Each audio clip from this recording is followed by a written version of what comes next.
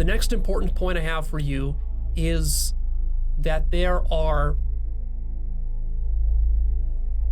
many different stages of development that human beings go through, and that not all human beings are on the same level of development. These levels of development are totally different ways of looking at the world and being in the world. And there's a certain sequence of these developmental levels and stages that people typically go through. You can study these developmental stages. They can give you a preview and a roadmap of what kind of things you'll be getting yourself into in the next stage, which can be very useful and can speed up your entire growth process. And they can point out to you all the common obstacles and traps. Human beings have been developing themselves for thousands of years, you see. So we don't need to reinvent the wheel. We don't need to act and pretend as though we don't know what the next stage of human development is. We already know it because those humans already exist on this planet. They're just in fewer numbers than the mainstream. So by studying these rare, more highly developed individuals, we can see what the next stage of evolution is for mankind, for society, and also individually for you. So I highly recommend that you make a study of these developmental stages. I've devoted an enormous amount of time on my channel and on my website talking about these stages, otherwise known as spiral dynamics, but that's not the only model of these stages. There are various other models out there. Ken Wilber has a pretty good model.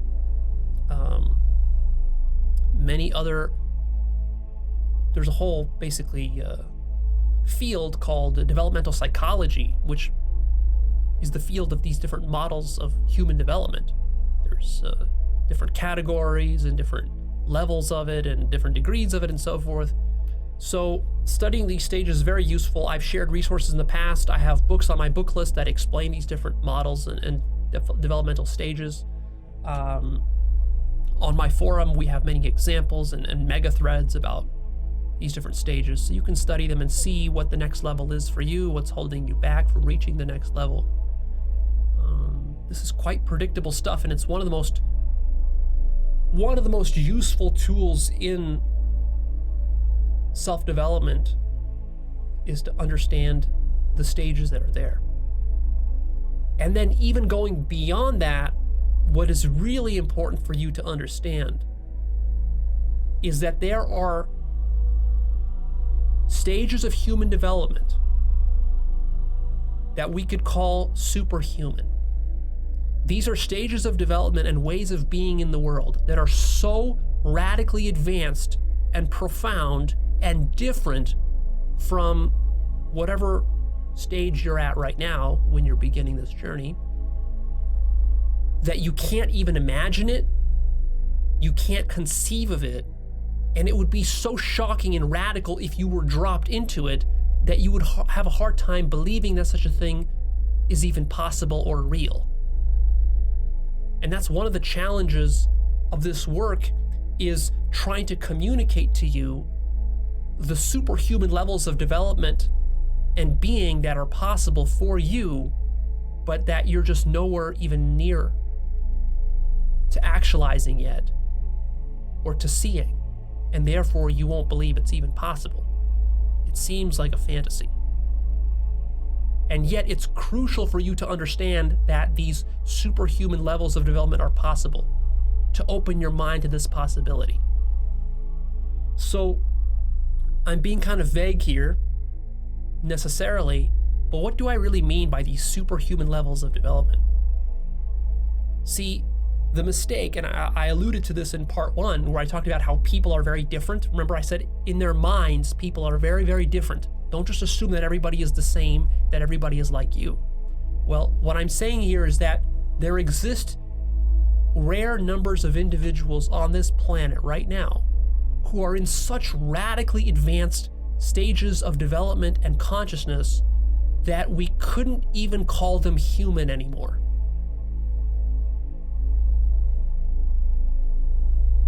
They are beyond human. This is a radical possibility that's not taken seriously in school, in university, by science, or by most of the people that you know. The chances are is that you've never met one of these superhuman developed people in your entire life, if you're young. You have no examples or role models like that. This is a totally different way of seeing the world and interacting with the world. It actually literally changes your perception of reality. You will see physical objects in a different way. This is not just some belief system or some ideology that you adopt. It's not just that, oh, you've developed yourself and now you have some extra wisdom or extra knowledge or extra experience about the world, or you have some extra technical skills like you know how to program or you know how to do good art. This is still all within the level of human. I'm talking the level of superhuman. I'm talking about being able to actually see physical reality in a different way, to understand what reality is in a different way, to have new capacities that ordinary humans do not have. And while that might seem outlandish, consider this: the only reason it seems outlandish and fantastical to you is because all you know is the people around you, and the people around you are extremely mediocre, and they've never seriously developed themselves. That's the only reason it seems outlandish. Then again, if we go back into the history books and into the scriptures of every tradition all around the world, in every culture, we hear stories and myths of superhuman people. Now, scientists, of course, look at that, and atheists and skeptics look at that, and rationalists look at that, and they say, oh, well, that's just myths and fairy tales. What if they weren't myths and fairy tales? What if actually you could develop yourself to such extraordinary degrees that you transcend your humanity, and it would be as though you evolve into a new form of human, in the way that a caterpillar evolves into a butterfly. In a sense, it's still a caterpillar, even when it's a butterfly, but it's gone through such a radical transformation, and it has such new abilities that we would call it super caterpillar. And that's what I mean by superhuman. I'm talking about a way of relating to reality and seeing reality that will, how do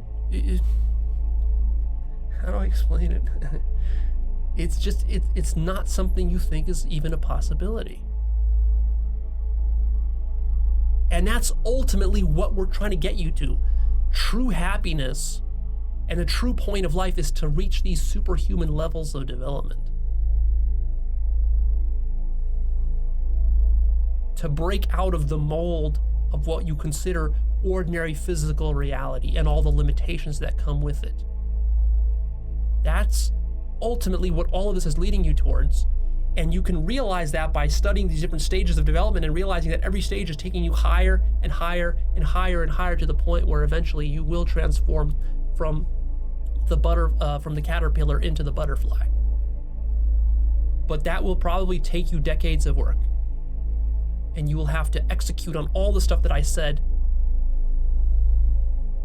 in these 2-part episodes, and even more stuff beyond that. And that's what Actualize.org and my entire channel and all these videos and all of my teachings are ultimately here for, is that I'm creating a sort of a ramp that is helping to gradually move you up towards becoming this butterfly.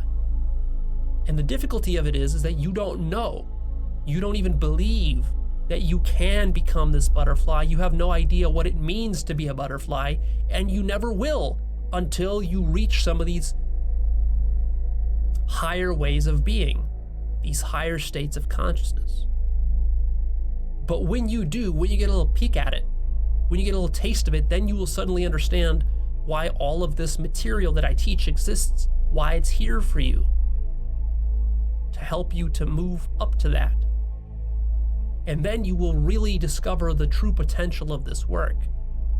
It takes probably a decade of this work just to realize the true potential of this work. And then that's when the real work begins. Only after a decade or so, when you really realize what's possible. And hey, I haven't even reached the end of realizing what's possible. And I've been doing this for a long time, and I've been using some very powerful tools and techniques for this, some unconventional techniques that are extra effective. You have to be really open about what the possibilities are. The reason I'm telling you all this is because, again, this gives you a vision for what you can do with your life, because it takes so much work. So when it takes so much work to do this stuff, to actualize it, the only way you're going to do that work is if you have some idea of the possibility of how amazing it's going to be when you reach the highest levels. See, most human beings haven't ever lived. They will die without realizing that superhuman levels of being were possible to them the entire time that they were alive. But they were so lazy and complacent that they did none of the work to reach it. They were so closed-minded and skeptical and cynical that they didn't bother to actually experiment enough with life to discover these superhuman levels. And all the people that tried to tell them about these superhuman levels, well, they dismissed them, they criticized them, they ridiculed them, they poo-pooed them, and so they blocked themselves from this possibility. So I want to make sure that you don't fall into that trap.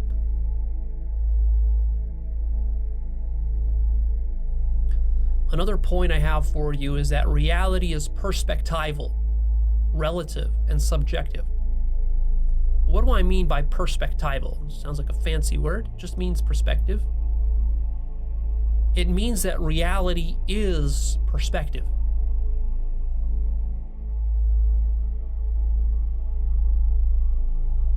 Reality is not one way. Reality is the perspective you take on it. And everybody is taking different perspectives upon reality. If you haven't noticed this, let me show you how people we do have stuff. very different perspectives than you. One of the biggest mistakes people make is that they cling to their own perspective and then they try to denounce the perspectives of others. Because one of the challenges in life is that you are coming into contact with all these different perspectives, and it's difficult to make sense of how people could have such radically different perspectives if reality is a material, objective thing, the way that science likes to say it is, the way that most of us assume that it is. We assume that reality is just this one thing, and then sure, we each have a perspective on it, but there is that one thing that's there. And what I'm telling you is that no, there's no one thing that's there. There's only perspectives. The one thing that's there is an infinite number of perspectives. And without those perspectives, there's nothing there. That's what we mean by perspectival, relative, and subjective. And it's very important that you start to understand and appreciate this, and that you study all the implications of this. First, what it'll do is it'll open you up from being locked into one perspective yourself. And then it'll allow you to explore other perspectives and to appreciate them all and to become free of them all, because every perspective is limited.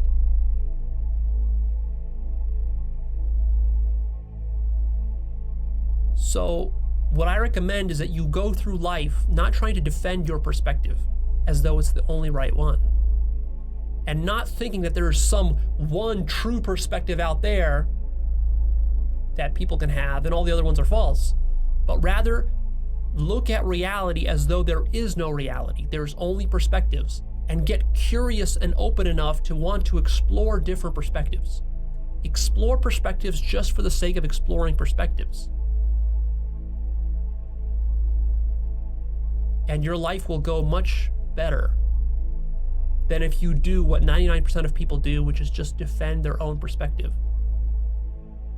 trying to trick themselves into thinking that it's the objective ultimate truth when it isn't. Really appreciate and fall in love with the idea that there is no reality outside of one's perspective of it. This is not a problem, this is not a bug, this is a feature. This is the beauty of reality, is that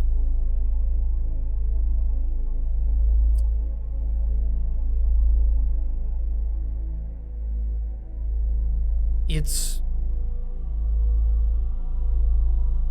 not limited to being a specific way.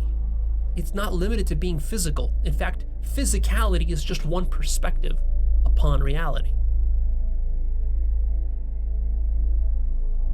The problem is that these perspectives, we tend to get locked into them, and we tend to want to believe that the perspective, our one perspective, is how reality is. And that turns out to be very limiting.